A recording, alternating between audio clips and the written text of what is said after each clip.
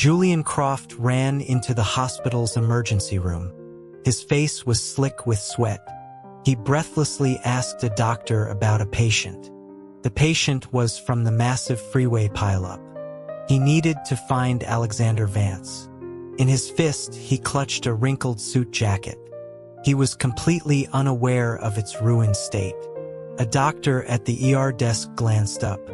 She asked if he was family. She then informed him that a deposit was needed. The doctor consulted her records. Julian's assistant, Leo, suddenly appeared behind him. Leo was a large man and he gasped for air. He leaned heavily on the reception desk. He had been with a client when the hospital called. Alex, Julian's husband, was in an accident. Leo had never seen his boss so panicked before. Julian's face had gone completely pale. He had grabbed his jacket and simply fled the meeting. Leo apologized to the client and ran after him. He drove his car like a professional racer to the hospital. Julian tossed a CR card to his assistant. He then turned and walked toward the main ER. Leo caught his breath and offered the doctor a kind smile. He asked where he could go to pay the fee. The emergency room was a maze of blue curtains. Over a dozen beds filled the chaotic space. Julian took a deep breath, scanning the crowd. He was searching for his husband of 7 years. They had legalized same-sex marriage a decade ago. Their life together had been peaceful and sweet. He never imagined something like a car crash happening. Alex was always the one reminding him to obey traffic laws. The freeway accident had produced over 20 victims. They were all crowded into this single room. The room was filled with cries of pain and fear. Some patients were surrounded by doctors. Others had anxious family members huddled close. Only his husband sat completely alone. Alex's large frame seemed crammed onto the small cot. His head was bowed, wrapped in a thick gauze bandage. He looked pitiful and strangely vulnerable. At least he was not missing any limbs. Julian felt a small wave of relief. He walked over to Alex. He asked if he was all right. Julian draped his own jacket over Alex's shoulders. Alex's shirt was torn, 2 buttons missing. He turned to call for a doctor, but a hand grabbed his wrist. Alexander Vance looked up. His face had several fresh abrasions. A large patch of red stained the bandage on his forehead. Yet it did not diminish his handsome features. His dark, deep-set eyes reflected Julian's own worried face. Alex then let out a cold, dismissive laugh. He asked if Julian was happy to see him like this. Julian felt a surge of anger. He couldn't believe Alex's words. He pulled his hand away, trembling slightly. He had been terrified upon hearing the news. How could Alex say something so hurtful? Alex's lips curled into an unnatural smile. It resembled a villain from a crime thriller. He suddenly pulled Julian into a tight embrace. One hand gripped Julian's chin firmly. His voice was a low, magnetic whisper. He told Julian that he was now his wife. If Julian behaved, Alex would pay off his father's debts. Julian blinked in utter confusion. He wondered if Alex had hit his head too hard. Julian explained that his father was extremely wealthy. His dad had just purchased prime real estate downtown. He was not in debt to anyone. Julian held Alex's bandaged head in his hands. His heart ached with worry. His husband was clearly not himself. He knew he needed to get a doctor for a CT scan. He struggled to get up, but Alex held him fast. Julian demanded to be released. Alex declared that Julian would never escape him. 2 police officers stood awkwardly by the bed. They had been observing the couple's intense moment. It was a multi-car pileup on the freeway. Alex's car had the best safety features. He had suffered the least serious injuries, so they had come to question him first. Julian noticed the officers staring at the ceiling lights. He jumped up as if shocked by electricity. He cleared his throat and straightened his tie. He politely asked if there was a problem. One officer awkwardly stated they were checking for illegal high beams. His partner jabbed him sharply with an elbow. The second officer explained their true purpose. They had found the dashcam recorder in Alex's car, but they needed his Synapse authorization to view the footage. Technology had advanced rapidly in recent years. People no longer used smartphones. They used a device called a Synapse. The Synapse had two parts. An internal chip was implanted and linked to the user's neurons. The external component looked like a stylish watch. Hearing this, Alex coolly unstrapped his black and gold wristband. His external Synapse had been destroyed in the crash. The screen was dark and it would not charge. The two officers looked concerned. Julian explained that he had shared access permissions. He showed them his own silver external device. Just then, a doctor arrived to examine Alex. Julian immediately pulled the doctor aside. He urged the doctor to check Alex thoroughly. He explained that Alex was not speaking coherently. The full examination would take some time. The officers were on a tight schedule, so Julian led them into the hallway. He activated his Synapse to connect to the dashcam. A virtual screen projected the 10 minutes before the crash. The freeway had been gridlocked. Traffic was moving at a crawl.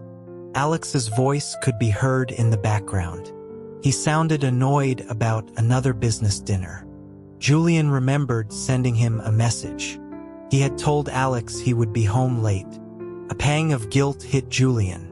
He wondered if Alex crashed while replying to him. Alex's voice continued, muttering to himself. He complained that other people's spouses were at home. They would be cooking dinner for their husbands. But Julian had more dinners out than he did. After his complaints, he told his Synapse to reply. Sent a very cold got it. He then closed the chat. Alex instructed his Synapse named Louis XIII to find a novel. This monologue was completely out of character.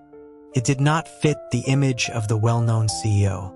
The atmosphere grew slightly awkward. One officer dutifully asked who Louis XIII was. Julian explained it was his Synapse's name. The Synapse, Louis XIII, immediately found a novel. It read the summary in a cold, robotic voice. She was forced to marry the dominant man. It was the only way to pay her father's debt. On their wedding night, he claimed her forcefully. She begged him to please stop. He sneered, saying this was not nearly enough. The mechanical voice made the prose sound strange, but the plot itself was intensely dramatic. Alex instructed Louis XIII to download the book. He had decided to listen to it today. The AI had just read 2 sentences. Suddenly, a sharp screech of brakes was heard. Then a loud bang followed. The screen began to shake violently. The car was pushed forward by an immense force. It slammed hard into the vehicle ahead. The police copied the video file. They reassured Julian that Alex was not at fault. Then they left to continue their investigation. Back in the ER, the doctor had finished his exam. He reported that all of Alex's vitals were normal. However, his perception of himself and the world was skewed. They were unsure how to treat this condition. The doctor suggested Julian take him home for observation. Julian was incredulous. He asked how this could be considered no problem. He pointed at his husband, who was smirking strangely. The problem was obviously huge.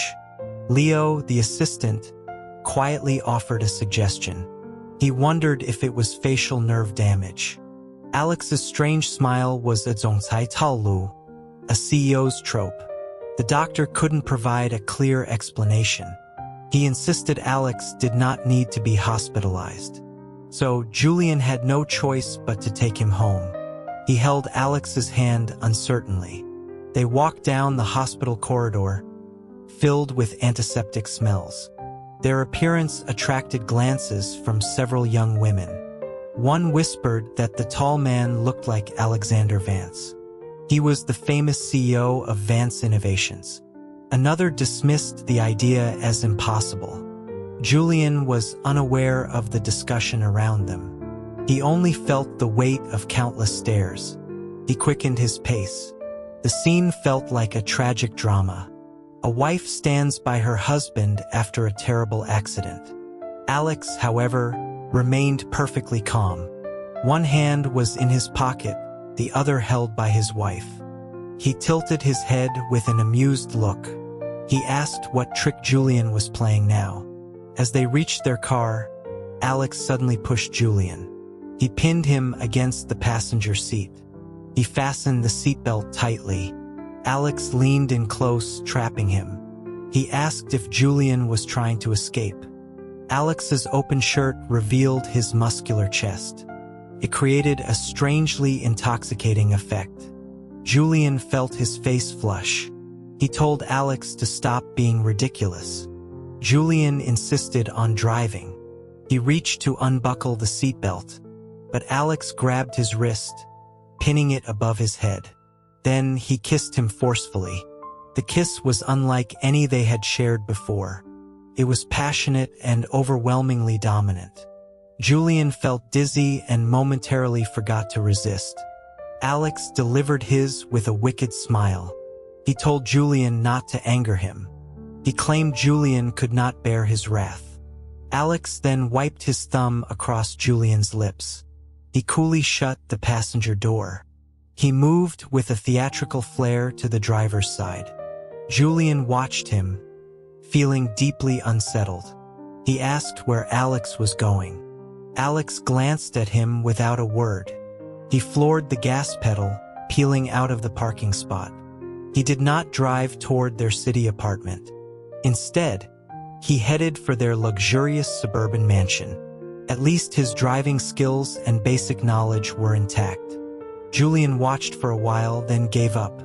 He sent Alex's medical records to their private doctor.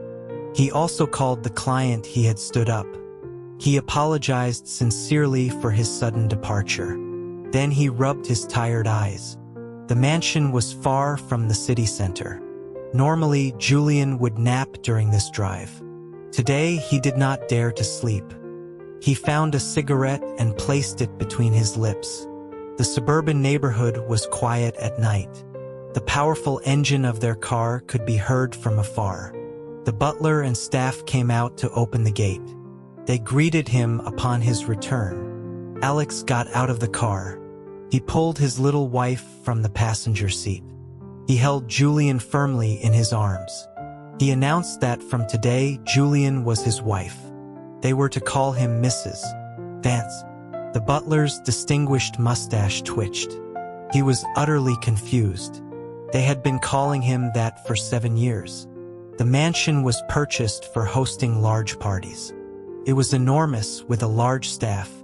Julian felt incredibly embarrassed. He was facing so many curious eyes.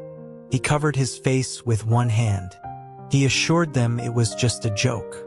He told them to return to their work. But before the staff could disperse, Alex acted. He suddenly lifted Julian onto his shoulder. Julian cried out in surprise. Alex strode toward the second floor. He playfully smacked Julian's struggling backside. The butler led the blushing staff away. He mused that he would never understand the youth's games. A maid asked about dinner preparations. The couple usually stayed in the city on weekdays. The kitchen was not prepared for their arrival. The butler instructed her to prepare some simple porridge. He suspected Mrs. Vance might want it later. Julian was not thinking about porridge. He was thrown onto the large bed in the master bedroom. The impact made him see stars. He shook his head and tried to sit up. He began to scold Alex, but his words caught in his throat. The man was leaning over him. He roughly tore open his own shirt buttons. It revealed a perfectly sculpted chest. He slowly licked his lips. His eyes were filled with a raw, dangerous desire. The sight made Julian's breath catch. It was undeniably attractive. However, there was one small detail. The man he called Alex had a bandage wrapped around his head. A small cotton pad peeked out from underneath. Combined with his wicked expression, he looked utterly foolish. Before Julian could laugh, the man tore at his clothes. Julian protested, telling him to wait. His words were silenced by a forceful kiss. He struggled, pushing against Alex's chest. Alex held his chin, forcing Julian to look at him. His eyes held a hint of cruel pleasure. He declared that since Julian married him, he had duties. He must serve Alex well. His tone was cold as he pulled Julian's legs apart. Julian said he wasn't refusing his duties. He just wanted Alex to shower first. After years of marriage, he had trained Alex well. Alex had learned good hygiene habits. This sudden regression was unsettling. He told Alex to be gentle. Alex taunted him, telling him to beg for it to stop. His voice was vicious, like someone toying with prey. Julian thought he was being an idiot. Why would anyone want to stop at this moment? The CEO was very troubled. His little wife was not behaving as expected. Where were the tears and pleading? This person enjoying himself immensely was a mystery. Their work schedules had been hectic lately. Finding a time when both were free and in the mood was rare. Their intimacy had become less frequent. After 7 years, they had tried everything. There was not much novelty left. Now, the brain-damaged CEO had a new style. It made the encounter intense and thrilling. Afterward, they lay tangled together, catching their breath. Julian frowned, realizing something with a delay. He pointed out that Alex had not used a condom. Alex seemed to find this hilarious. He laughed coldly. His voice was low and raspy. He said Julian had not yet learned his place. Julian was there to repay his father's debt. This debt included sleeping with him. It also included bearing him a child. Julian's eyes drooped. He reached out to feel his husband's forehead. There was no fever. He wondered how Alex could be so delusional. He explained that having a child would be difficult. Then, he got up and went to the bathroom. Alex demanded to know who allowed him to leave the bed. He followed Julian into the bathroom. He found his little wife sitting on the toilet with a pained expression. He asked what Julian was doing. Julian replied calmly that he was getting rid of Alex's child. Alex was furious. He shouted at Julian, calling him daring. How could he treat his child this way? Under Alex's fierce gaze, Julian flushed the toilet. The Vance family heir was washed away. Only a pool of blue cleaning water remained. It swirled in the white porcelain bowl, lonely and desolate. Alex stared at the blue water, clenching his jaw. He said he had plenty of time. He would not pay a single cent of Julian's father's debt. Not until Julian was pregnant with his child. Julian replied with a flat, sarcastic tone. He said he was truly terrified. He showered while casually responding. He then aimed the shower head at his naked husband. He washed Alex thoroughly before they went to sleep. They were too exhausted to eat dinner. His little wife fell asleep the moment he hit the bed. This displeased the CEO greatly. Alex stared at the pale back exposed above the covers. The room's air conditioning was on high. The ivory skin had a bluish tint in the cold air. Was he trying to elicit sympathy? What a cunning little creature. Alex grumbled but pulled the covers up. He then pulled the man into a possessive embrace. The next morning, Alex woke up early. He removed the bandage and shaved cleanly. He smirked at his reflection in the mirror. The man looking back was devastatingly handsome. He chose an outfit and tossed it to his sleeping wife. He announced that Julian would go to the company with him today. Julian sat up, rubbing his eyes. He looked at the suit on the bed. It was a silver jacket with a burgundy shirt. It was incredibly flamboyant. He asked Alex why he took out his formal wear. The CEO lifted his chin arrogantly. He told Julian he would wear this today. After 7 years together, Julian understood. Alex's expression clearly said something. "You poor thing, you've never seen such fine clothes." Julian silently put the suit back. He chose one of his regular business suits instead. He asked his assistant, Leo, to send his schedule. He confirmed he had no major appointments. He told Leo that if anything urgent came up, to find him. He would be at Vance Innovations. His private doctor's appointment was for the afternoon. He did not trust leaving Alex alone at the company. Even if Alex hadn't said anything, Julian planned to go. At the breakfast table, the lack of dinner was felt. The sight of greasy burritos and fried eggs made Julian's stomach churn. He could only manage a few sips of plain porridge. Alex watched him with a mocking smile. He commented on how nervous Julian seemed. He asked how such a timid person could be his man. Julian felt a muscle in his temple twitch. He told Alex to just shut up. After breakfast, they went to Alex's company, Vance Innovations. It was a company that developed games for the Synapse. The Synapse had become globally popular in the last decade. It had completely replaced the smartphone. It was integrated into every aspect of life. Vance Innovations rode this wave of change. It grew at an explosive rate. It became a giant in the nation's tech industry. The towering skyscraper was an impressive sight. Its interior design was sleek and futuristic. It always amazed first-time visitors. Alex held his little wife's hand.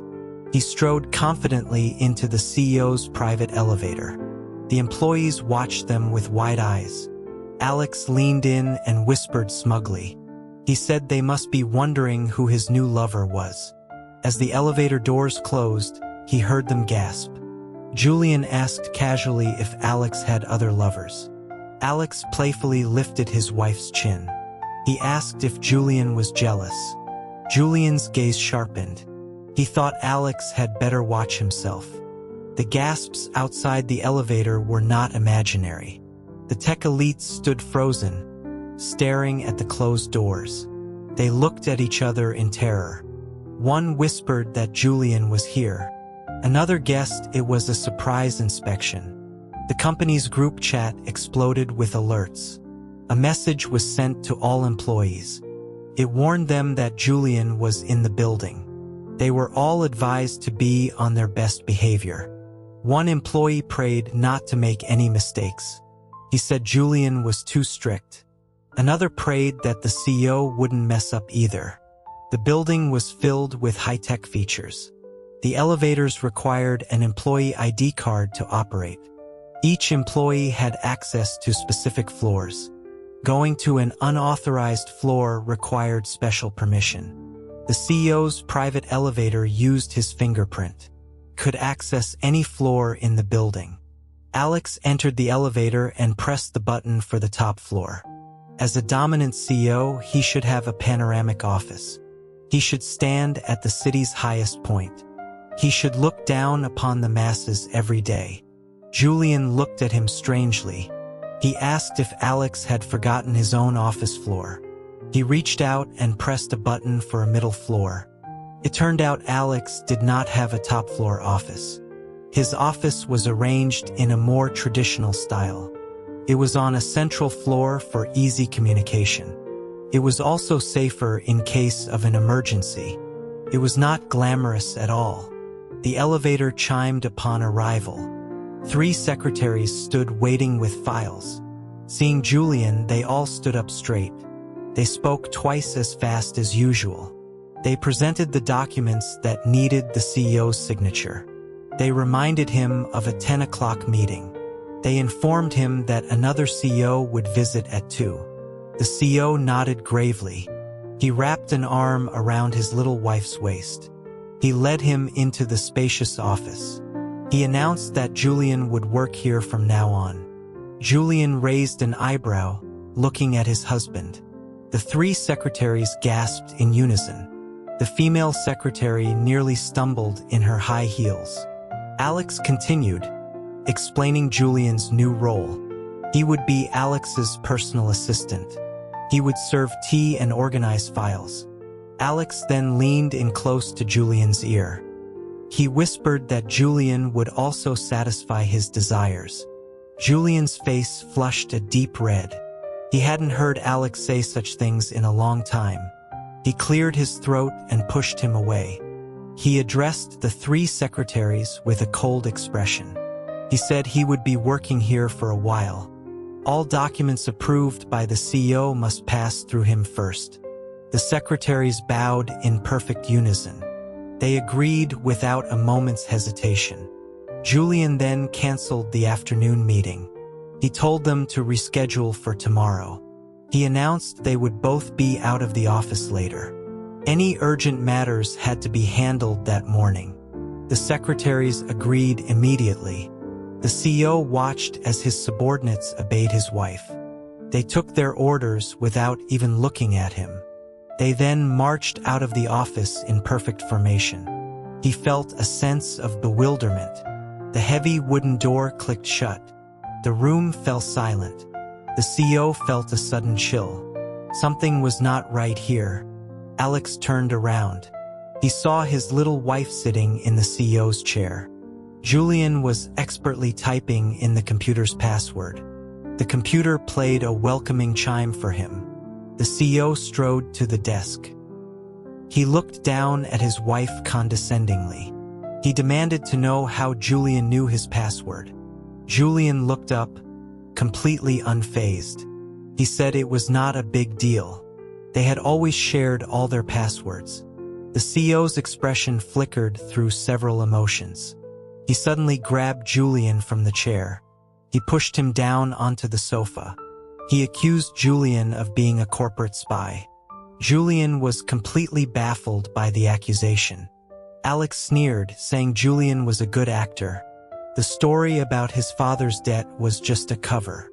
Alex's lips were a thin, hard line. He had warned Julian about the price of betrayal. He then ripped open Julian's shirt. A delicate button flew across the room. Julian cried out in protest. He said it was a new Dior shirt. The secretary chose that moment to enter. She announced that the meeting was about to start. Her jaw dropped to the floor. She then retreated like a startled turtle. She slammed the door shut, pretending she saw nothing. The interruption ended the brutal punishment. The CEO scowled and changed his computer password. He warned Julian to behave himself. He told him not to touch the computer again. Julian elegantly rebuttoned his shirt. He asked if the new password was 0826. The CEO looked up in shock. He demanded to know how Julian knew. Julian simply stated it was his birthday. He shadowed Alex all morning. He was surprised to find something. Alex's perception of their relationship was skewed, but his handling of business matters was flawless. Julian felt a quiet sense of relief. After lunch, Julian told Alex they were going somewhere. He drove Alex to see their private doctor. Public hospitals were often too superficial. Wealthy people had private physicians. These doctors often ran their own exclusive clinics. Their fees were high, but their skills were exceptional. Alex asked where they were going. He pulled his hand away from Julian's grasp. He stood a few feet from the car, looking defiant. He was clearly not going to cooperate. Julian needed a good reason to make him move. Julian told him they were going to pay a debt. He said it casually to placate him. Alex laughed mockingly. He wrapped an arm around Julian, trapping him. He tilted Julian's chin up with 2 fingers. He whispered wickedly in his ear. He said he would not pay a single cent. Not until Julian was pregnant. The warm breath on his face made Julian's ear turn red. He struggled free from Alex's hold. He half dragged, half pushed him into the passenger seat. He reasoned with him patiently. He pointed out that even prostitutes get paid. Alex had slept with him twice last night. He started the car, a silver Maserati. It sped out of the underground garage. Alex was initially annoyed. He felt like his little wife had tricked him. But then he considered the logic. His wife's father owed a lot of money. Without a down payment, he might face harm. Alex didn't want Julian to cry every day. He decided to give $100 million as a deposit. He said it was for Julian's good service last night. Alex took out his black CR card. He twirled it between his long, elegant fingers. He addressed Julian as Mr. Vance. Then he corrected himself, saying to call him Alex. He said there should be no formality between them. The Maserati swerved violently. It nearly hit a man trying to wash their windshield at a red light. The man glared at them. He said they should just say if they didn't want to pay. He then smeared the windshield with his dirty rag. They finally arrived at the private clinic. It was a white, European-style villa surrounded by trees. It looked nothing like a medical facility. The interior was just as luxurious as the exterior.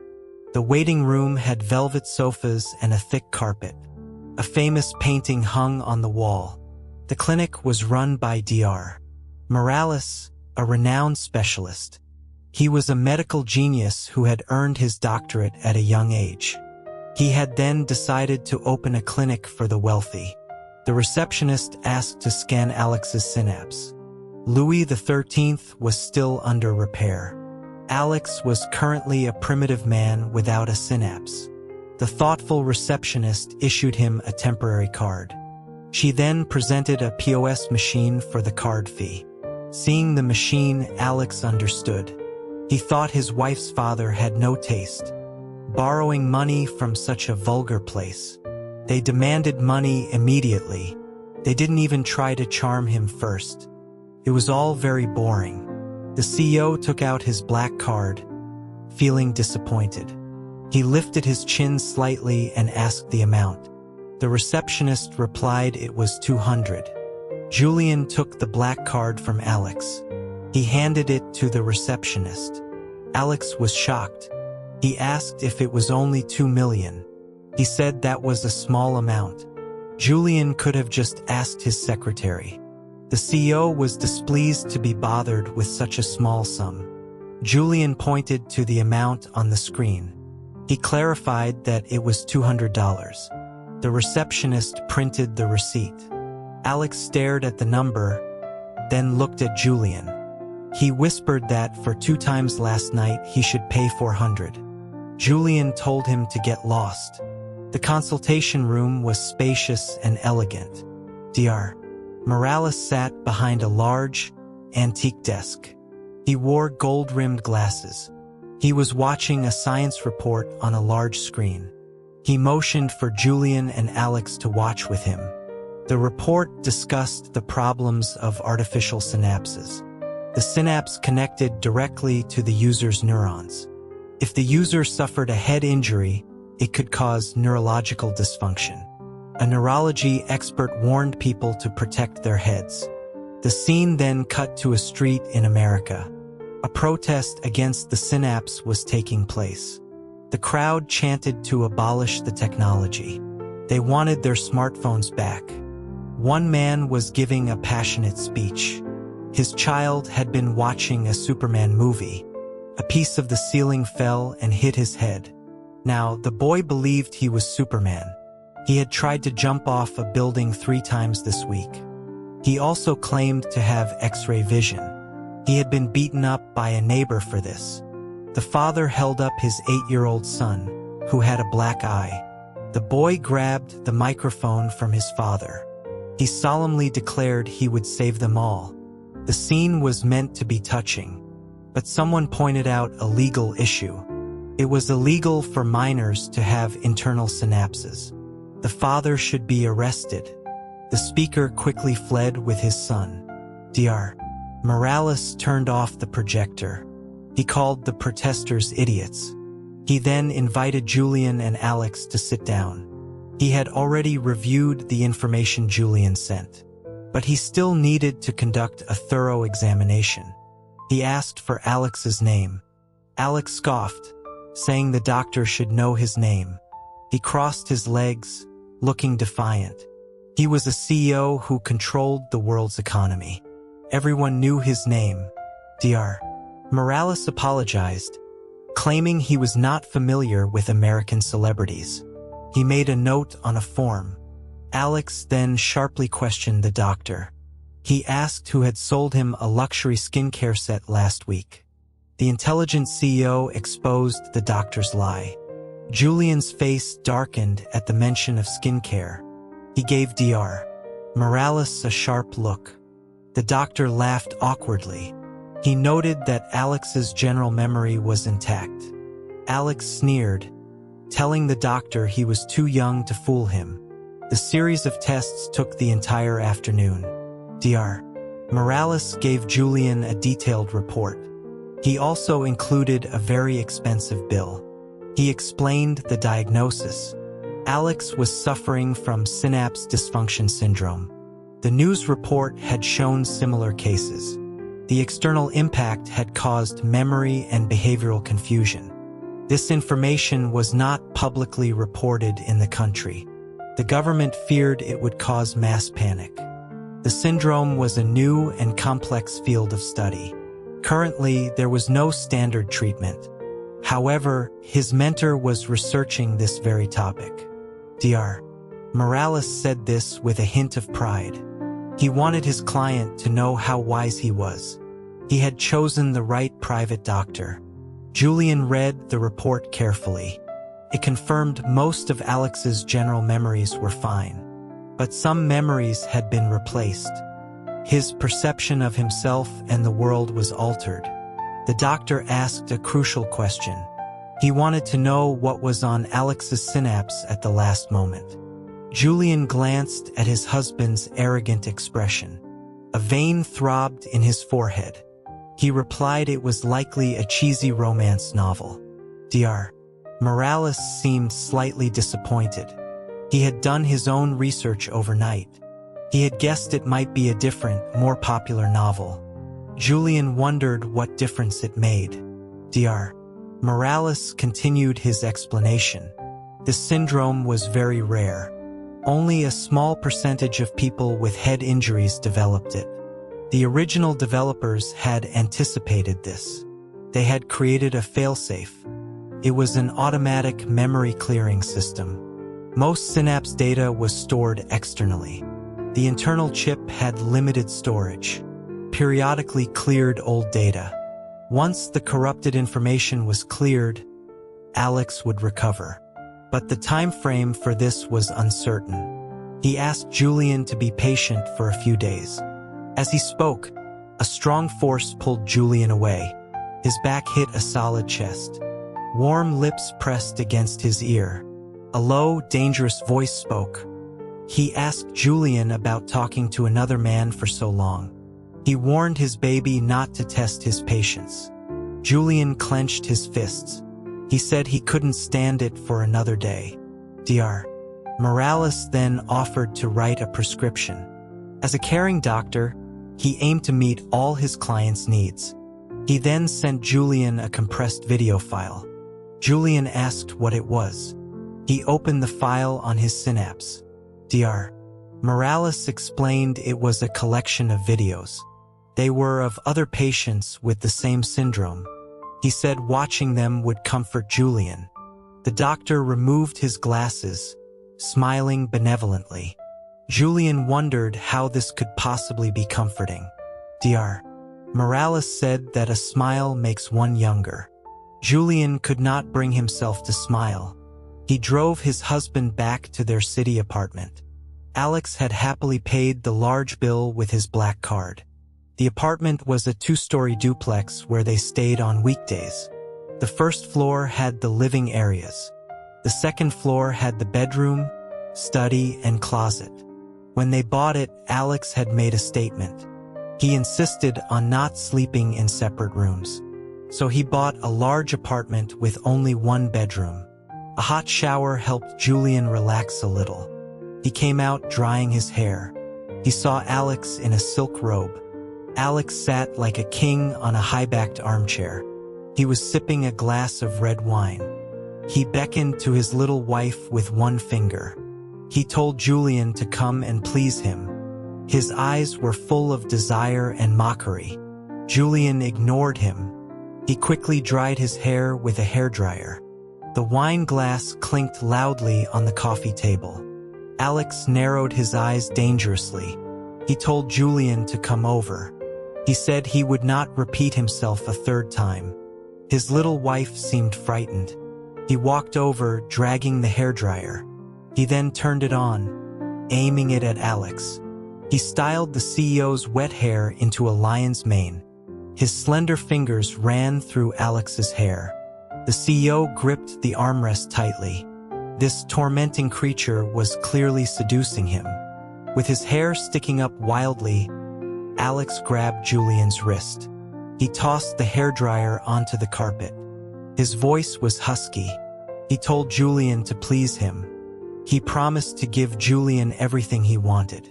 Julian patted Alex's head like a dog. He put the hairdryer away and went to bed. The CEO drained his wine glass in one gulp. He licked the wine from his lips and sneered. He asked if Julian was playing hard to get. Julian rolled his eyes and patted the space next to him. He told Alex to stop fooling around and come to sleep. They both had to work tomorrow. Alex warned him that he disliked such games. He told Julian not to lose his interest. Julian finally lost his patience. He asked if Alex was going to sleep or not. He told him to sleep on the couch if he refused. He kicked out with his foot. Alex caught his ankle and licked it lightly. The gesture was incredibly suggestive. Julian felt a jolt of heat. He tried to pull his foot back, but in his struggle, his robe came undone. Now it truly looked like he was playing games. It was another night of dominant, unapologetic passion. At least they had showered this time, but still no condom was used. The next morning, Julian found a check on his pillow. He refused to take it. He tossed the check back at Alex. Alex's eyes filled with amusement. His little wife was so different, so pure. He told Julian to take it. He said it was what he deserved. The CEO licked his lips, savoring the memory of last night. Julian tore the check into pieces. He threw them in the trash can. Returning the check untouched showed purity. Tearing it up in front of him was rude. Alex sneered and took out his checkbook. He wrote another one. He forcefully stuffed it into Julian's shirt pocket. He said what he gives, Julian must accept. This applied to money and to his. The following words were too vulgar for Julian to process. He took the check out. He stuck it to the CEO's forehead. He pointed out that he was the guarantor for that account. Any overspending would be deducted from his own money. Besides, the check was for $200. He asked who Alex was trying to insult. The CEO was displeased his gift was rejected. He sulked as he drove Julian to work. He plotted to teach him a lesson today. The moment they entered the private elevator, Alex acted. He pinned Julian against the wall. He covered his mouth in a fervent kiss. Julian muffled a protest. Alex whispered that there were cameras in the elevator. He teased his little wife with a smug tone.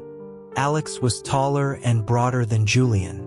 He could completely envelop his smaller husband. He felt the body in his arms tremble. This made the CEO even more pleased. He asked what the secretaries would think. What if he had his way with Julian right there? The thought was indeed thrilling. Julian's face turned red. He pointed out it was a high-speed elevator. He asked if Alex thought he had enough time.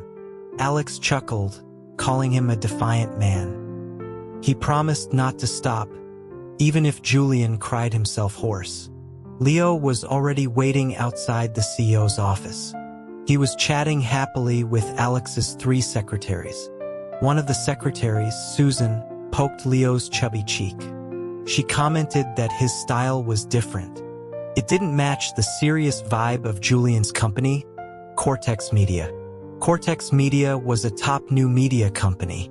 Despite its trendy industry, the company culture was strict. This was due to their meticulous, perfectionist boss. Leo agreed with a good-natured smile. He mentioned receiving an award at last year's party. It was called the Cortex Warrior Award. He then had a sudden idea. He suggested their 2 companies hold a joint annual party. The 3 secretaries shook their heads vigorously. They did not want their fun party to become a formal meeting. As they spoke, the elevator chimed. They all straightened up, ready to greet their boss. The elevator doors opened, revealing the CEO's tall figure. There was a sudden clatter. His expensive belt buckle and tailored trousers fell to the floor. They revealed his long legs and black boxer briefs. The world went silent for a moment. Leo yelled loudly, pointing at a blank wall. He shouted that there was an airplane. The 3 secretaries whipped their heads around to look. The quick movement made their necks crack audibly. Alex stood frozen in that position. The elevator doors slowly closed. It turned out that elevator games were not a good idea, especially with high-quality, heavy trousers. When the elevator opened again, everyone acted normal. No one mentioned what had just happened. The efficient secretaries had already set up a new desk. It was placed next to the CEO's desk for Julian. They also witnessed Leo's work style. He presented large financial invoices for payment. He brought the 7th draft of a marketing proposal. He reported a contract issue with a top streamer. The streamer was demanding a massive raise. He threatened to move to a rival platform.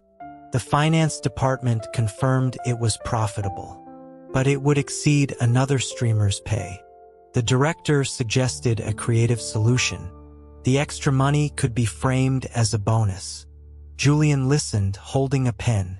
He was silent for a moment, then gave his order.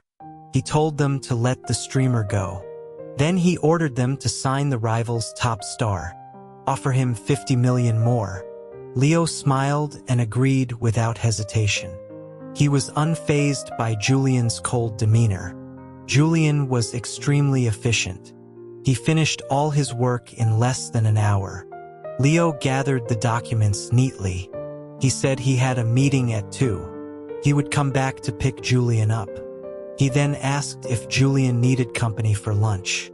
Alex overheard the lunch invitation. His eyes shot a cold glare at Leo, trying to charm his wife right in front of him. Did this man want to lose all that flesh? Julian declined the offer. He took a stack of Vance Innovations files from Susan. Susan looked at Leo with admiration. She thought he was brave to ask Julian to lunch. Leo gave her a little wink. He then left with his head held high. A secretary announced the arrival of Mr. Lee. He was the appointment that had been rescheduled. Mr. Lee smiled and greeted Julian warmly. A secretary served tea and then left, closing the door. Alex asked what he wanted. He was displeased that Lee greeted Julian first. Lee explained he wanted to discuss a business deal. It was about a small game studio called Jasmine. Jasmine had developed a popular new game, but the small studio couldn't handle its growth. They were seeking investment. Vance Innovations wanted to acquire the studio outright.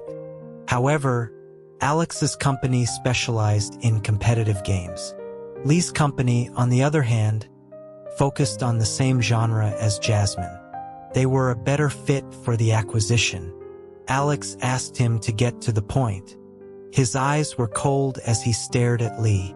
Lee proposed that they stop bidding against each other. He suggested Alex let him acquire Jasmine. In return, Vance Innovations could become a shareholder. They could develop the game together. Alex laughed coldly at the suggestion. The phrase "let me have" infuriated him. He accused Lee of having ulterior motives. He believed Lee was not just after the studio. He was after his wife. Alex declared that he saw it first. Therefore, it could only be his. He refused to cooperate on such a small project. He told Lee if he wanted it, he had to fight for it. His words were blunt and undiplomatic. They violated the usual rules of business etiquette. The air in the room grew tense. Lee was stunned by the aggressive response. He awkwardly rubbed his nose and stood up to leave. Julian shot his husband a glare. He walked Lee to the door. He apologized for Alex's behavior. He said Alex was in a strange mood today. Lee was gracious about it. He said Alex was always ruthless in business. He was used to it. He then invited Julian to visit his home sometime. When Julian returned to the office, Alex was on the sofa. He was holding another glass of red wine. He spoke with a cold, sarcastic tone. He asked if Julian was sad to see his old flame leave. Julian was momentarily confused. He and Alex had met on a blind date. Before meeting Alex, he had dated others. This included Mr. Lee. They had not been a good match, so it ended quickly. Alex had never cared about it before. It was strange that he remembered it now. Before he could explain, Alex pulled him close. He forced a mouthful of red wine into Julian's mouth. Julian savored the taste. It was a good wine. He took another sip from Alex's hand. The CEO called him a greedy little cat. Julian choked, spraying a mouthful of wine. It stained the front of his white shirt. Lee suddenly reappeared at the door. He had forgotten to give them invitations. He saw the scene of Julian being abused. He froze in place. Lee came from a wealthy family. He knew what this kind of scene implied. He had friends who enjoyed cruel games. They would force-feed wine to inexperienced girls. They found their choking and distress amusing. It was a vulgar act, reserved for paid escorts. He never imagined Alex would do this to Julian. Julian was from an equally powerful family. Alex was a self-made man. How could he dare to treat Julian this way? Lee shouted at Alex, asking what he was doing. He angrily pulled Julian to his feet. Alex's eyes turned icy cold. His voice was like steel. He accused them of being affectionate right in front of him. Julian had a massive headache. He patted Lee's shoulder, reassuring him. He said they were just playing around. Lee pointed at the large wine stain, unconvinced. He said Julian was too innocent to understand. He started to explain what Alex's actions meant. The CEO roared for him to stop. He pulled Julian back into his arms. He wrapped his suit jacket tightly around him. The wet shirt clung to Julian's body. It revealed the outline of his muscles. Lee had no right to stare. Julian poked his head out of the jacket. He insisted that he had choked on his own. His eyes were red from coughing. He looked small and pitiful, huddled in Alex's arms. He seemed to be protecting his family's image. Lee gradually calmed down. He realized it was a domestic issue. He was an outsider and shouldn't interfere. He quietly left the invitations on the table and departed. He now believed the rumors about Alex were false. Alex was not a henpecked, devoted husband. He was a manipulative, cruel man. A secretary peeked in to close the door. She saw the couple wrapped together like a single entity.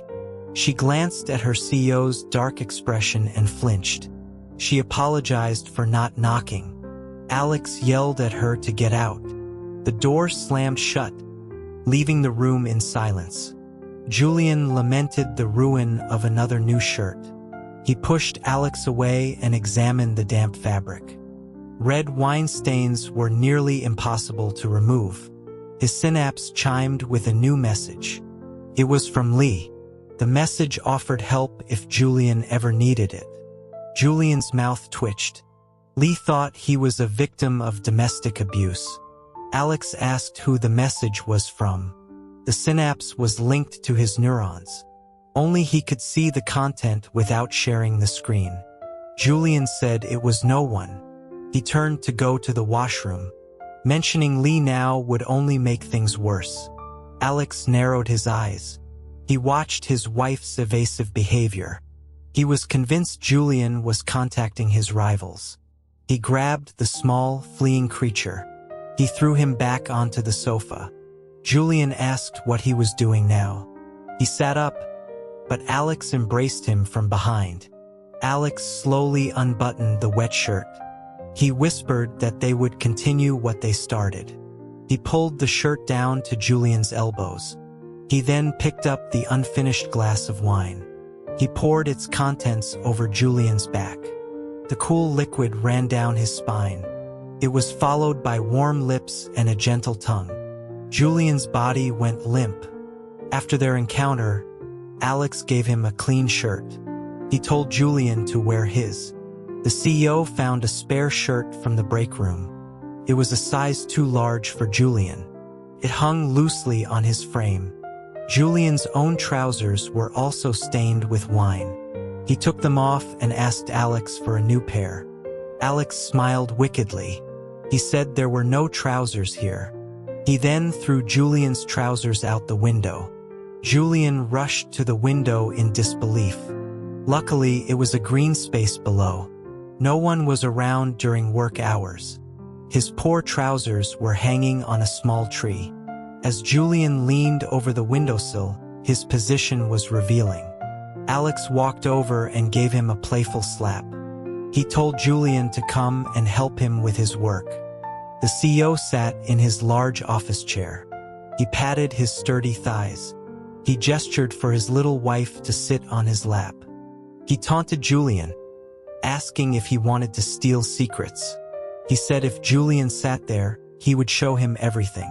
Julian ignored him. He found a pair of Alex's trousers in the break room. He called Leo to bring him a change of clothes. At 1 o'clock, Alex watched his wife take a mysterious call. Then Julian rushed out of the office. Alex looked out the window. He saw Julian get into a black van. Julian glanced around nervously before getting in. Alex cursed the rival company under his breath. Julian was a person of status. It was embarrassing to be seen in ill-fitting clothes. He quickly changed in the car. He finally felt relaxed. His meeting lasted from 2 until 5. He then dealt with a few other matters. By the time he finished, it was the end of the workday. As he left his office building, his employees greeted him. He remembered his car was still at Vance Innovations. He was about to ask Leo for a ride. An engine roared to life nearby. The silver Maserati skidded to a stop in front of him. The window rolled down, revealing Alex's handsome face. The evening light cast dramatic shadows on his features. He was undeniably good-looking. Over the years, Alex often angered him, but seeing that face always softened his anger. Julian was pleasantly surprised. He asked why Alex had come to pick him up. He wondered if his memory was returning. Alex got out of the car, leaning against it. He trapped Julian between the car and his body. He declared that only he could pick up his man. He forbade Julian from riding in anyone else's car. He emphasized that Julian was his man. Passing employees from Cortex watched with curiosity. They whispered about the romantic scene. They recognized it was Julian's car. They also recognized Alex. They commented on how playful the old couple was. One woman wished her husband was so romantic. In reality, Julian did not find it romantic. He found the whole situation nightmarish.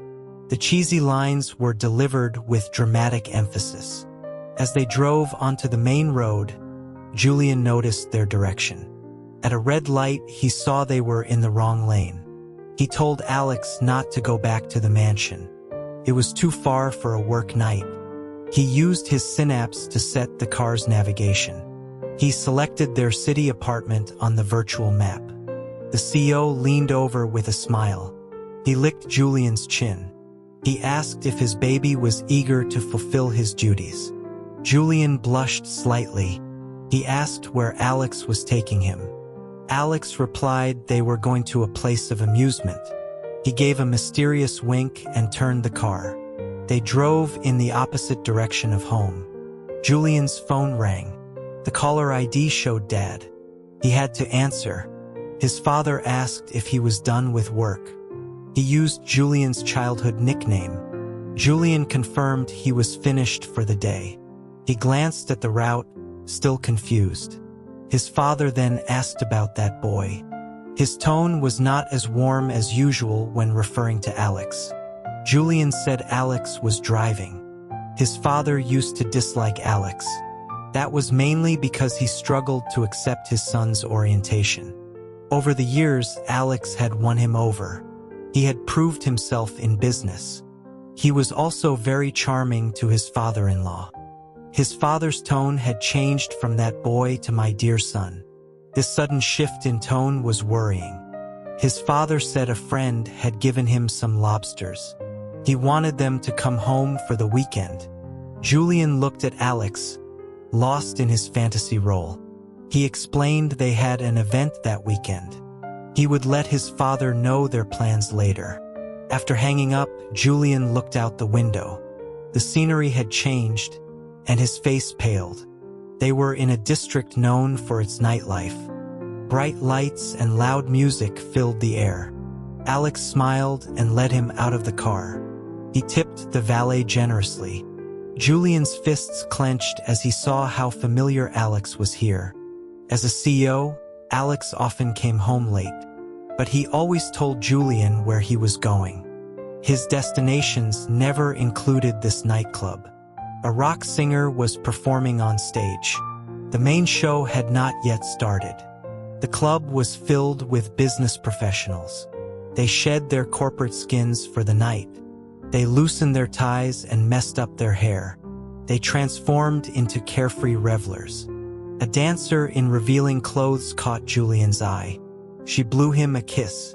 The handsome young CEO could not return her enthusiasm. His face was as cold as ice. He asked his synapse a question. How many times had Alex come home after 10 last month? The synapse searched its recent data. It reported 3 instances. One was a late golf game with a client. Another was a late-night gaming session. The last was a trip to see the Northern Lights. Julian realized he hadn't paid close attention. He was also busy and often came home late. He had assumed Alex was the same. He accepted Alex's excuses without question. Now, he saw how flimsy those excuses were. Who plays golf at midnight? Their city did not have Northern Lights. His heart, which had been warm for 7 years, felt frozen. Alex called for some beautiful companions. His gaze, however, remained fixed on Julian's pale face. He pulled Julian into his arms. He asked if Julian was scared. He then slipped a hand inside Julian's shirt. 2 flamboyantly dressed young men approached with drinks. They flirted openly with Alex. The smell of cheap perfume filled the air. Julian started sneezing uncontrollably. He grabbed Alex's wandering hand and pulled it out. He told Alex not to touch him. The thought of that hand touching these boys made him sick. Alex decided to tease him further. He said Julian was his wife so he could touch him. He reminded him again of the debt. He warned him to be obedient. He stopped mid-sentence. He saw that Julian's eyes were genuinely filled with tears. An unexpected pain shot through his chest. He felt a primal sense of panic. He softened his voice, asking why he was crying. He tried to kiss his face, but Julian pushed him away. A well-dressed man approached them, an arm around a woman. He joked about Alex finally changing his tastes. He asked if Alex was no longer afraid of his wife at home. The woman in red asked what he meant. The man explained that Alex was famously afraid of his wife. He never allowed any hostesses near him at the club. He claimed his wife could smell other perfumes. The man laughed, then choked. He stared in horror at the person in Alex's arms. He stammered out a greeting to Julian. Julian was stunned by this revelation. He recalled Alex's scent whenever he came home. It was never perfume. It was always sweat, alcohol, or the outdoors. He leaned back into his husband's embrace. He was surrounded by a familiar scent of wood and leather. It was the cologne he had given Alex. Julian raised an eyebrow and greeted the man by name. The man was one of Alex's good friends. He was the one who supposedly went to see the Northern Lights. The man laughed nervously. Alex watched their interaction with cold eyes. His arm around Julian tightened. He declared that Julian was indeed colluding with his enemies. Julian was lost. The CEO sipped his drink. He announced with icy calm that it was time for his rivals to go bankrupt. The innocent friend was completely bewildered. On the way home, Julian was silent. When they entered their apartment, he saw the cologne bottle. It sat on a small table by the door. The sight calmed his urge for violence. He threw his jacket onto the sofa. He grabbed his husband's tie and pulled him close. He demanded to know why Alex never told him. Why did he go to such places? The CEO stumbled forward from the pull. He took the opportunity to steal a kiss. He asked why he should have to report his whereabouts. He then swept Julian up into his arms. He strode toward the bedroom. Julian, still being carried, demanded answers. He asked what else Alex was hiding from him. He was tossed onto the bed but quickly sat up. Alex pushed him back down. He said he had secrets, but he wouldn't tell. He couldn't tell this heartless corporate spy. Julian fought the urge to slap him. He accused Alex of being a coward. He said Alex was afraid he was a spy. Alex sneered, seeing through the attempt to provoke him. He said he wouldn't fall for it. He would never tell Julian that he loved him so much it hurt. He wanted to be with him forever, even if Julian was only with him for money. The sudden confession stunned Julian. After a moment, he recovered. He asked who wanted Alex's money. He realized it was just another line from the novel. Alex promised to give him whatever he wanted. He looked at Julian with genuine tenderness. Julian stared into his eyes. He asked Alex who he was. Alex answered without hesitation. He said Julian's name and kissed him. The taste of wine lingered on Julian's lips. It was intoxicating. Julian licked his lips and hugged Alex's head. He said he would forgive him for the nightclub visit. For now. Later that night, the CEO was fast asleep. Julian lay awake using his synapse. He asked it to pull up his schedule for the 3 dates last month. On August 3rd, he had a company dinner. On the 16th, he attended a banquet. On the 28th, there was a technical issue at work. He had worked until after midnight. He suddenly realized the 28th was their anniversary. He vaguely remembered Alex calling him that day. Alex had asked when he would be done with work. He had wanted to take him out for a nice dinner. Julian touched the large hand resting on his waist. He slipped his own hand into it. Alex's fingers immediately closed around his. He gently stroked the back of Alex's hand. He rested his head against Alex's chest and fell asleep. The next morning, Alex woke with a headache. He couldn't remember what happened yesterday. He felt a warm body next to him. He instinctively pulled it closer. A voice in his head said, "This is not nearly enough." He told the voice to shut up. The embarrassing lines from the past few days flooded his mind. The CEO shot up in bed, his face pale. Oh God, what had he done? He had taken Julian to a nightclub. He had bragged about having other lovers. He had thrown a check at him after sleeping with him. He had tried to initiate roleplay in his office. This was grounds for divorce. Julian stirred, then slowly opened his eyes. 3 days of this had been exhausting. He climbed onto Alex's lap and yawned. He asked why the CO was sitting up. The CO's body went rigid. He tried to sound as arrogant as possible. He said Julian must not have learned his lesson last night. But his hands betrayed him. They held Julian tighter, making him more comfortable. Julian looked up at him, an eyebrow raised. Just as he was about to speak, a sharp pain hit his stomach. He gasped and curled up on the bed. Alex was instantly terrified. He forgot all about his CO persona. He asked if his stomach was hurting. Julian waved a weak hand, saying it was fine. He had a history of stomach problems. When they first married, he had frequent pains.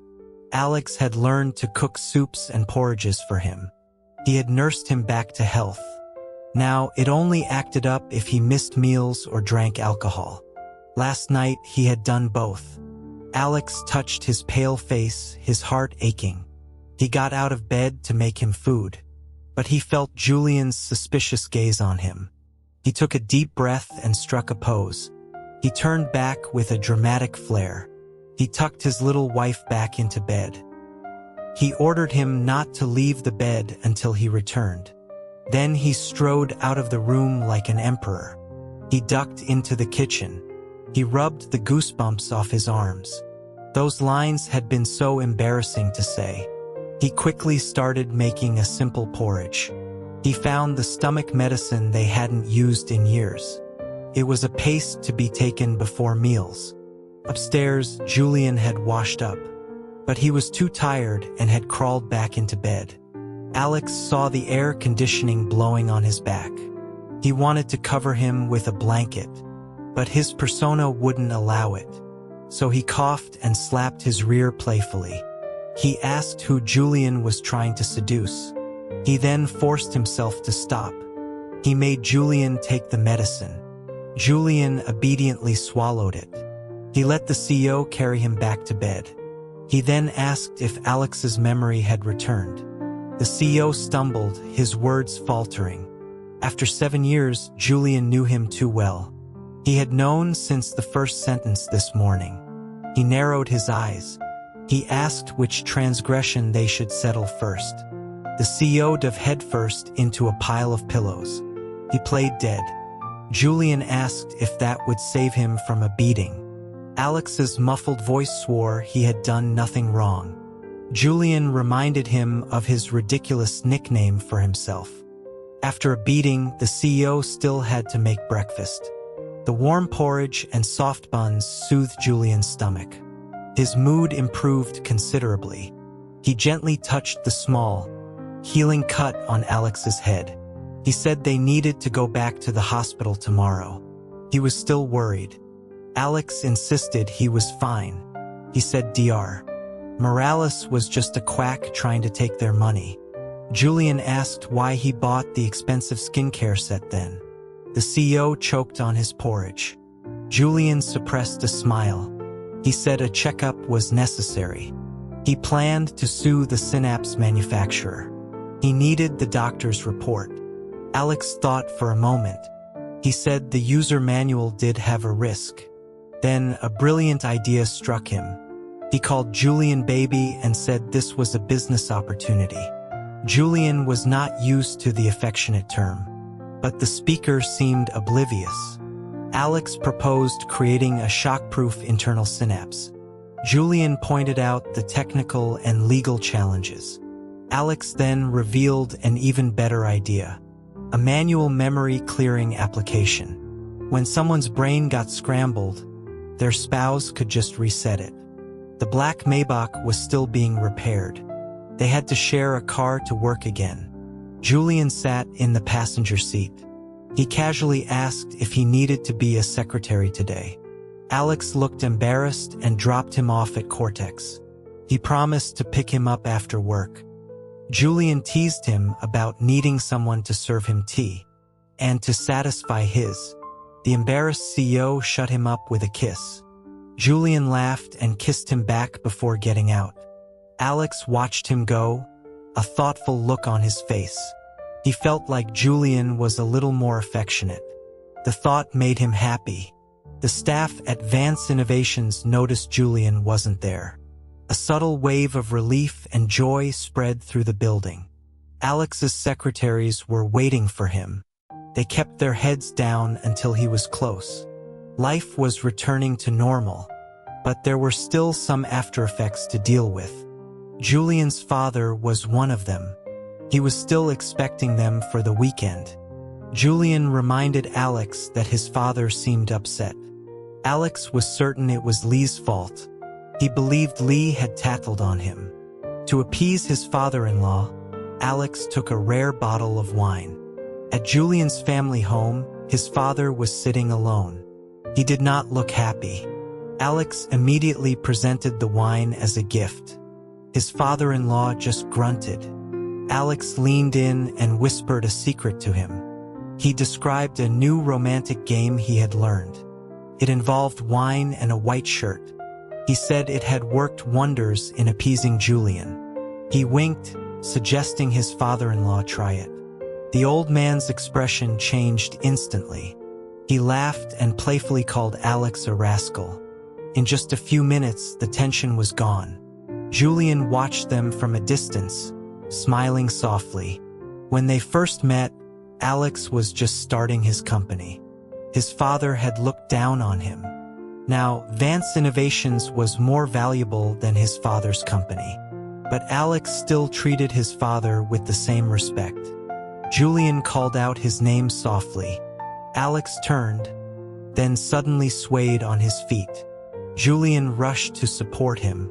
Alex looked at his husband's healthy face and said he was fine. After lunch, they drove to Dr. Morales' clinic.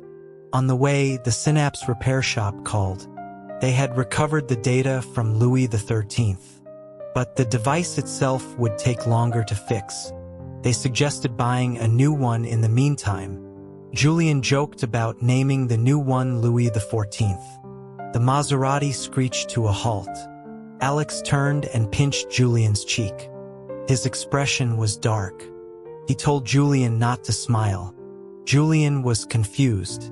Alex said that when Julian smiled, he didn't look like him. The tone was badal, arrogant and unreasonable. His eyes were filled with a desperate madness. Julian asked him what was wrong. Alex shouted at him not to use his real name. He demanded to be called by his ridiculous nickname.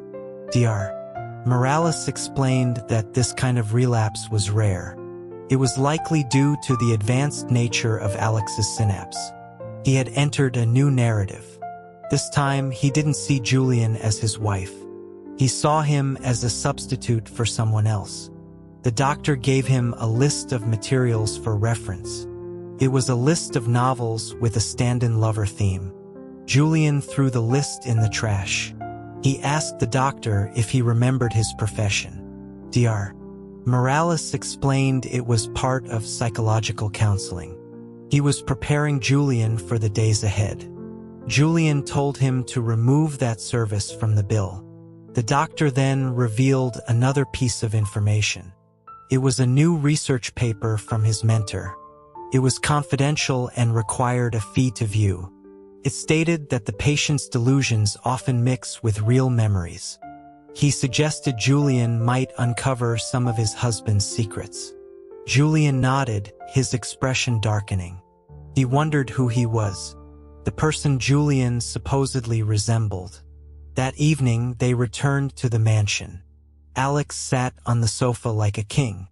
He told the butler that Julian would be living there now. He should be given a job like a gardener or a cook. The maid was shocked. The butler, however, remained calm. He said he would find the small apron Alex had bought last year. Julian choked on his tea. The butler clearly thought this was another one of their games. Julian told everyone to ignore him and go to dinner. At the table, Alex laid out the rules. He would provide for Julian, but Julian had to obey him. Julian kicked him under the table. He told him they could discuss it later. After dinner, Alex instructed the butler to prepare a guest room. The butler looked at Julian, confused. He asked Alex if he would be sleeping in the guest room. The CEO stared at him, aghast. He said Julian was the one sleeping there. The butler looked to Julian for confirmation. Julian simply nodded. The CEO was pleased that his orders were followed. He went outside to romantically think about his true love. When he entered the master bedroom, he saw Julian. His stand-in was reading a book on the bed. He angrily demanded to know who allowed him there. Julian told him to be quiet. He was trying to finish his chapter. Alex called him a bold man, but his eyes were drawn to Julian's bare feet. They were perfectly formed and looked soft. He felt an urge to touch them. He wondered if this cunning substitute was trying to seduce him. He would not fall for it. He yelled for the butler, demanding an explanation. The new maid asked the butler if he should respond. The butler calmly said he was old and his hearing was bad. He knew better than to interfere. The CEO saw that no help was coming. He looked at the unconcerned figure on the bed and sneered. He said Julian had brought this upon himself. He began to take off his clothes. The large man suddenly jumped on top of him. Julian let out a squeak like a rubber toy. His tired back couldn't take the strain. He quickly rolled away. He held up a hand to stop Alex. He asked if Alex felt any guilt touching him, since he was not the one Alex truly loved. Alex looked at him with an unreadable expression. The substitute's handsome face was tense. He looked like a cornered rabbit, both fierce and fragile. It was a familiar, captivating sight. The CEO thought he was a clever little thing. He gently caressed his cheek. He said that when Julian was angry, he looked just like him. Julian rolled his eyes. He said he would look even more like him when he punched Alex. He pushed his hand away and got under the covers. But the CEO would not let him go. He grabbed his ankle and pulled him back. He squeezed the soft toes of his foot. He ordered Julian to say, "I love you," with that same defiant expression. After all these years, saying it felt awkward. Julian was reluctant. Alex threatened to continue what they had started if he refused. He caressed Julian's lips with his thumb. Julian slapped his hand away. He had seen him picking his toes with that same hand. The CEO grew angry. Julian was exhausted and just wanted to sleep. He gave in and mumbled, "I love you." Alex demanded he use his name. Julian sighed and said it again, more seriously this time. "I love you, Alex." Alex was furious. He asked who Alex was. He accused Julian of still thinking about that other man. He yelled that he had told him countless times to call him by his nickname. Finally, exhausted, Julian gave in. He said, "I love Didiao." The satisfied CEO pulled his substitute into his arms. When Julian was almost asleep, he whispered in his ear. He said he loved him too. He had loved him since he was 17. Julian, who was supposed to be asleep, opened his eyes. His body went rigid. He knew that line was not from a novel. When they had shared their relationship histories, Alex had mentioned it. He had been in love with someone in high school. Now, the doctor's words came back to him. The delusions would mix with real memories. Julian could not sleep. On Sunday morning, they attended the launch event for Lee's company. Julian had tried to find out the name of the true love. But Alex was tight-lipped and would get angry. The event was a grand affair for a new game. After the presentation, there was a reception. Julian found Alex's old college roommate, Shirching. He asked Shirching to come and say hello. Shirching was now a successful entrepreneur himself. He still owned shares in Vance Innovations but was not involved. Julian asked him about Alex's high school crush. Ching said he didn't know the name. The person was a high school classmate. Alex had never mentioned the name in college. He said Alex went to their university just for that person. But the person didn't end up going there. Alex had been heartbroken for a long time. A high school classmate, 17 years old. It all added up. Julian's heart clenched. He asked if they had kept in touch. Ching said no. Alex had never even confessed his feelings. He laughed, recalling how cheesy Alex used to be. He had created a whole computer program to confess. It was a simple game that triggered music and fireworks. He never got to use it. Julian felt the blood drain from his face. A simple game with fireworks. That was how Alex had confessed to him.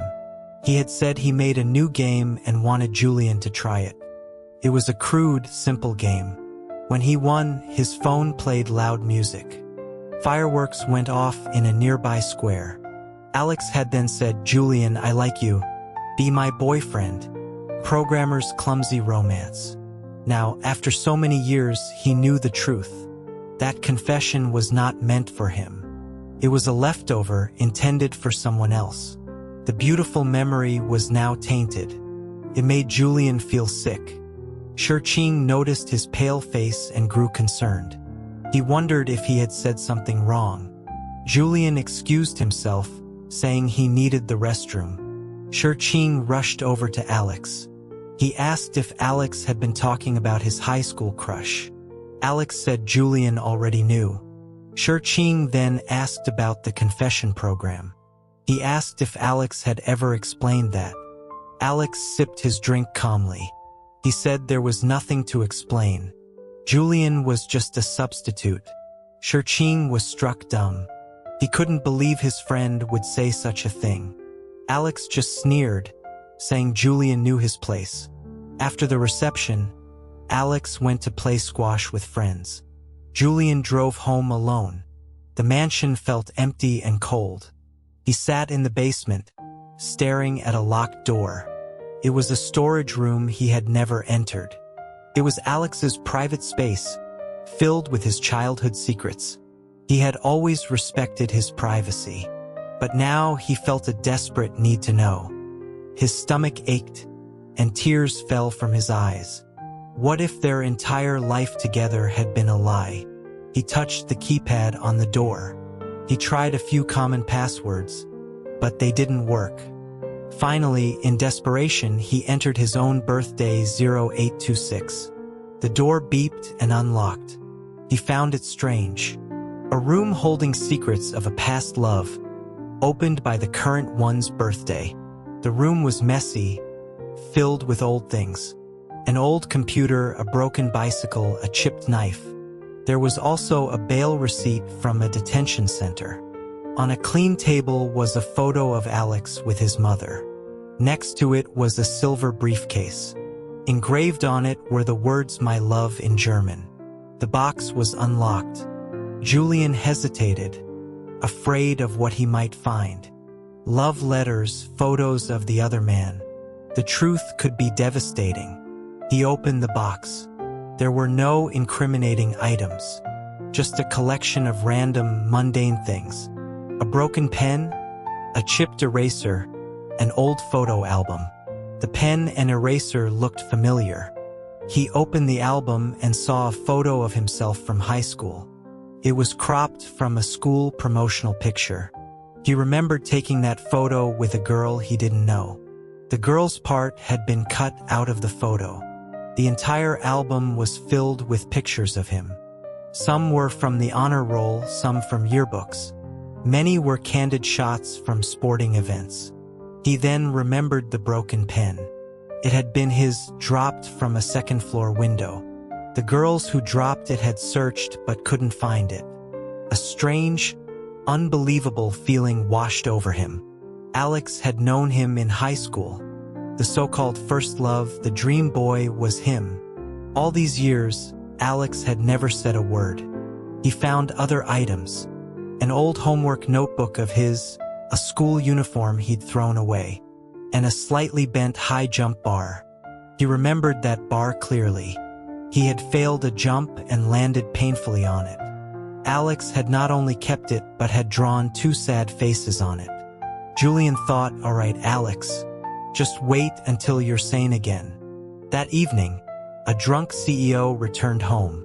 He found his little wife sitting on the sofa, fuming. He tried to hug him, but Julian stopped him. Julian said he knew who the true love was. The CEO's face changed. Julian said his name, his old name. The CEO leaped up like a wounded animal. He forbade Julian from saying that name. He grabbed Julian and started dragging him upstairs. Julian refused, saying he was hungry. His stomach was already hurting. He did not want to play along anymore. The CEO was furious and tried to force him.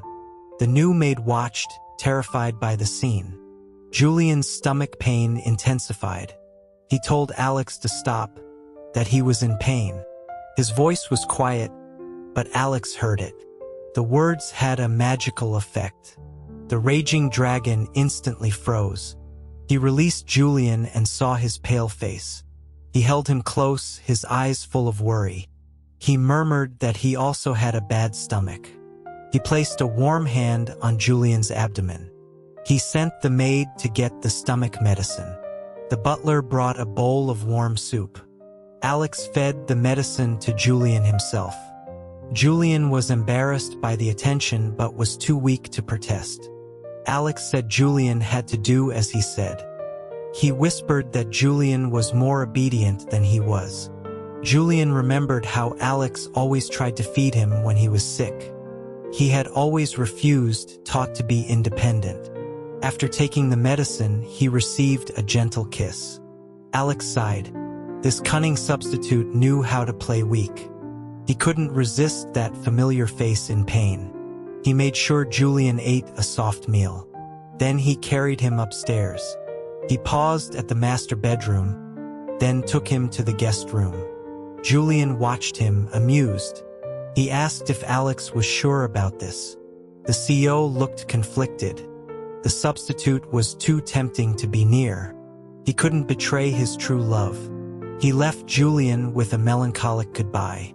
He told him good night. Julian almost laughed. He was fine with sleeping alone. His body needed a rest from the CEO's recent enthusiasm. The CEO reminded him to use his nickname before leaving. In the middle of the night, Julian woke up. The guest bed felt cold and empty. He missed the warmth of his husband beside him. He crept back to the master bedroom and slipped into bed. Alex instinctively wrapped his arms around the warm body. He mumbled in his sleep and continued to snore softly. The next morning, the CEO woke up to find a person in his arms. He was shocked. Julian was sleeping soundly, his face flushed and peaceful. The damn substitute had climbed into his bed. He shook him awake, demanding to know why he was there. Julian yawned, saying the guest room was cold. The CEO accused him of testing his limits. He pinned Julian's hands to the pillow. Julian pushed his face away, telling him to stop being crazy. His silk pajamas had come undone during the night. The CEO shouted in frustration and jumped out of bed. He paced like a caged animal. He called Julian shameless for climbing into his bed. Julian innocently said he just had trouble sleeping in a new bed. Alex sneered, saying he didn't believe him. He said Julian had asked for this. He then pulled Julian back into a tangle of sheets. Julian asked if he was no longer protecting his true love's honor. Alex roared at him not to mention that name. He said it was time for another lesson. The sounds of laughter and protest filled the room. On that Monday morning, both CEOs were late for work. Alex's employees were used to his occasional tardiness. But at Cortex, it was unheard of. Leo messaged Julian, concerned. Julian replied that he would be late. He was otherwise occupied. After their morning activities, Julian felt exhausted but better. He came out of the shower, thirsty. A glass of black liquid was on the table. The CEO told him to drink it. Julian took a sip. It was ice-cold cola. The CEO stated flatly that it was a contraceptive. Julian sprayed a mouthful of cola all over the table.